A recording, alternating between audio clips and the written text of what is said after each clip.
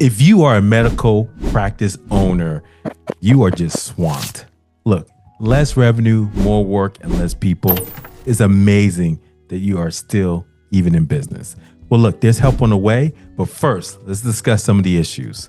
Let me see if any of this resonates with you. First, loss of telehealth revenue.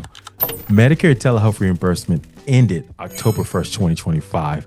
So for most services, you're not getting reimbursed. Medical practices have lost the ability to bill telehealth visits for non-rural patients' homes, most routine office visits, and audio-only consults. Unless these visits meet the strict clinical or clinical exceptions, specifically around geographic concerns, then most of them will just not be accepted. So most commonly affected telehealth services now exclude routine office visits and consultations that were performed virtually for non-rural patients in their homes, audio-only telehealth visits for general care, except for specific situations such as mental health or substance use disorder management, physical, occupational, and speech therapy sessions via telehealth, unless the patient is in a dangerous rural site, acute hospital at-home programs for Medicare patients, follow-up visits for chronic disease management remotely for urban and suburban patients. This is huge. All these lists of things are things that you can no longer do from a telehealth standpoint, unfortunately. There are some exceptions to these lists, with mental health, behavioral health, substance use disorder. As of October 1st, 2025, a lot of these things are no longer reimbursable, and that is absolutely going to affect your revenue. How much revenue practices could miss by doing something like this? If you take a typical urban, suburban practice, they may have generated $65 to $100 per telehealth visit, reimbursed by Medicare commercial plans before October 2025. Practices offering 10 telehealth visits daily, roughly about $200 a month, could previously earn $13,000 to $20,000 a month in telehealth revenue. So simple revenue calculation. The loss from these telehealth policy changes could be immense. So suppose a practice did 180 general virtual visits monthly. Average reimbursement per visit, roughly about $85. Percentage, now no longer billable as telehealth, roughly about 90%. Then you look at the pre-change monthly telehealth revenue for 180 visits times $85 per visit. That's roughly $15,000, $300. After October 1st, this is no longer the case. So post the change, only 10% of these visits are even eligible. You're looking at 18 visits times the $85. That goes down to $1,530. So the monthly revenue loss is in essence, $15,300 minus $1,530, which equates to around $13,770. So this annual impact for you to your practice is now roughly $165,000 that you're basically, losing. This is huge. A primary care practice with high telehealth volume could miss over $150,000 in annual lost revenue. It's absurd, right? And this is something that you are not going to be able to replace unless you find new models. Second, let's talk about the Medicare cuts that are coming in 2026. We're seeing several areas that affect independent medical practices. First, efficiency adjustments. So think of this as a rule where doctors get paid a little less for menial service you already do, especially for those services that don't take a set amount of time. If a doctor used to get roughly about $100 to take care of a common problem, now they may only get $97.50. May not seem a lot, but that adds up over time, especially if you have a volume of patients, right? Second, you got to think about that most non-time-based CPT code payments would see roughly a negative 2.5% reduction, primarily impacting specialists, right, and high-frequency procedures. The specialty impact, for example, 56% of internists, 80% of infectious disease specialists are projected by the American Medical Association to experience cuts of 5 to 20%, depending on their service profile and blend of Medicare revenue. Third, another cut that's coming is the pay-go threat. Pay-go is a government rule that says if the country spends more in certain places, it must cut from somewhere else if Congress doesn't fix those things. So this could be another big cut, up to about 4% less pay for doctors next year.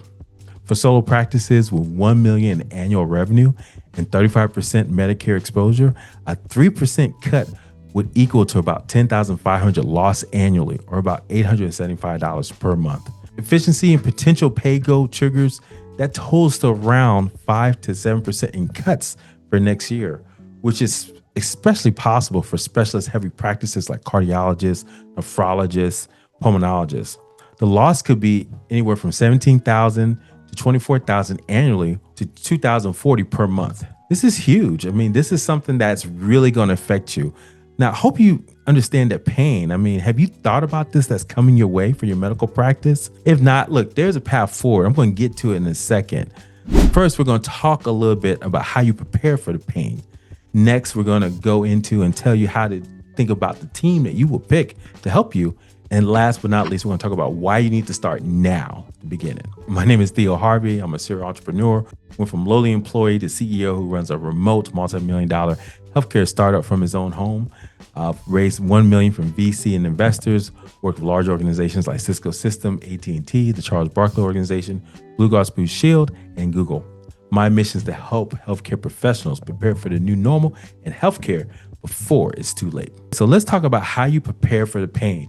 These are some simple things that you need to understand as you're getting ready to prepare for 2026 and get your practice ready. I like this quote: give me 6 hours to chop down a tree, and I'll spend the first 4 hours sharpening the axe. I love this quote from Abraham Lincoln because it really gets into the importance of preparing. The more you prepare yourself, you should spend more time preparing than you should actually doing the job. So preparing for the pain is really a big part of that, because then you can be successful at the end. Right now, 70% of independent practices surveyed in 2025 say they did not expect to maintain autonomy for more than the next 18 months, indicating serious doubts of preparedness for ongoing operational viability for these practices. Primary challenges include low reimbursements rates, which we talked about, the Medicare cuts, and we talked about what's happening, understanding just overall cuts for the year. 68% identified this as a top issue.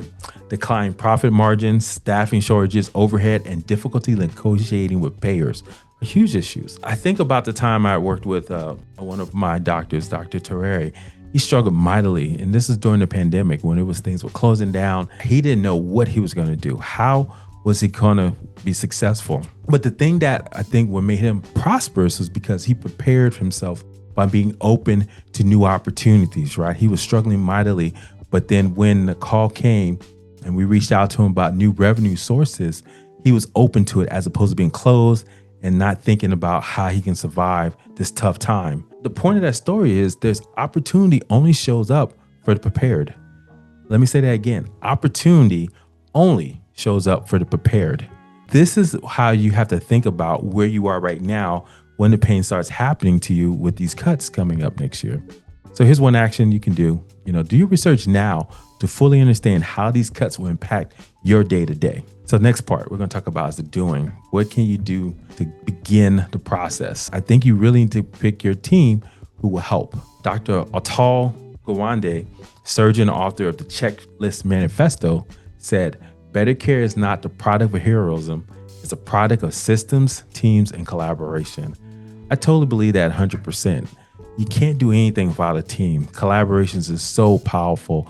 I talk about that in front of individuals all the time about why you need to collaborate, because everyone has a superpower. And in that superpower, you can share that with others who have their own unique superpower. And it's such a thing that you don't even think about that you can do. But if you just implement it and work with other people, it's amazing what you can do. 1 + 1 always equals 3. What? Bro, what are you talking about, man?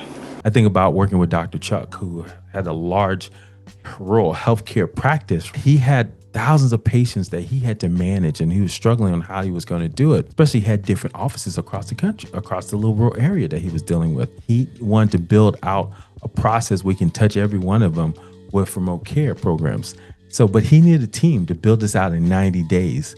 And with that team, they were very successful because they were able to put together resources, standard operating procedures, and a cohesiveness that enabled them to touch so many different patients, thousands of patients, relatively quickly. The principle there is finding the right teams can help you build the amazing.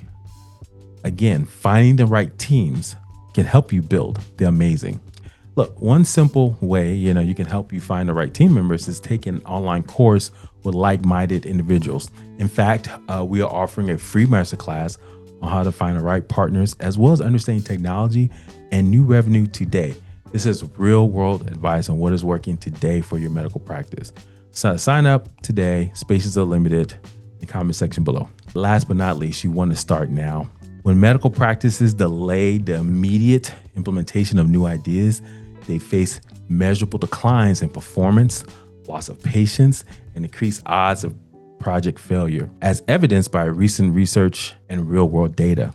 Only 30% of change management initiatives succeed, while the other 70% either stall or fail entirely, mainly due to delayed or poorly managed implementation. Deloitte research indicates more than 70% of transformation initiatives do not meet their intended goals, underscoring the impact of slow execution. Look, healthcare is notorious for this, right? Slow to implement. Think about it. It's built in because you want to be careful. We talked about this in one of my videos. Do no harm. But sometimes it makes sense to move fast. Let's talk about what happened during COVID. There were stories all over the place of physicians doing heroic in a fast amount of time. For instance, a primary care physician reported switching most patients' visits to telehealth almost overnight when COVID-19 hit.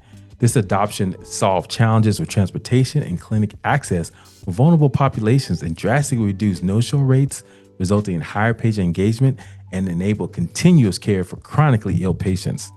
Frontline physicians and hospital administrators deployed medical staff across specialties, especially around primary care doctors working hospital floors to meet surging demand. This immediate adoption led to increased staffing in ICUs and COVID-19 units and helped maintain care for both COVID and non-COVID patients and fostered teamwork and resilience across departments. Look, the point of the stories is that speed matters when crisis strikes. Speed matters when crisis strikes. A simple action. Move today. Start today. Reach out to your team, put an action plan together, and act. And if we can help, don't hesitate to reach out. So in conclusion, we talked about how you need to prepare for the pain. We talked about the cuts that are coming and the reduction in the revenue from telehealth loss, as well as just regulatory cuts that are coming to the whole Medicare system that can affect you mightily in upwards of 165,000 lost revenue on an annualized basis. Second, we talked about picking the right team that will help. If you want to build something amazing, build a team. Get your team together. And that could mean working with partners or discovering partners in new classes and new learning as you're preparing so that your team will be ready to execute. And last but not least, start now. Don't hesitate. We talked about when there was crisis during COVID, a lot of physicians did not hesitate. This is the same type of moment. You need to not hesitate when it comes to the business of healthcare. So in the comment section below, what are you doing today to stop the coming revenue cuts?